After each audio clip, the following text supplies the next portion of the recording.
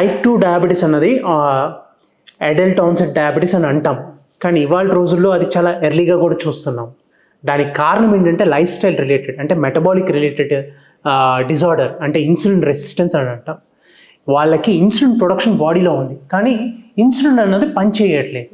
ఎందుకంటే either because of the abdominal fat వలన, most of the reasons, or ఇదే type 1 kind of picture ఉన్న వాళ్ళల్లో ఏంటంటే ఇన్సులిన్ ప్రొడక్షన్ లేకపోవడం వలన వాళ్ళకి రివర్స్ చేయటం అన్నది అవ్వదు, మనం బయట నుంచి ఇన్సులిన్ ఇవ్వాల్సిందే.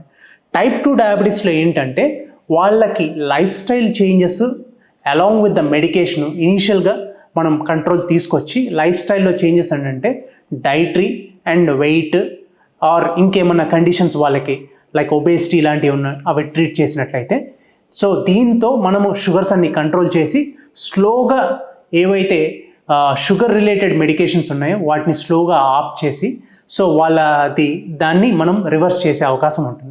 62 లక్షల మంది ప్రజల్లో మెడ్ప్లస్ బ్రాండ్ మెడిసిన్స్ కి మారడం వలన 915 కోట్ల రూపాయలు సేవ్ చేసుకున్నారు. అదే మెడిసిన్స్ అదే క్వాలిటీతో 50 to 80% డిస్కౌంట్లు.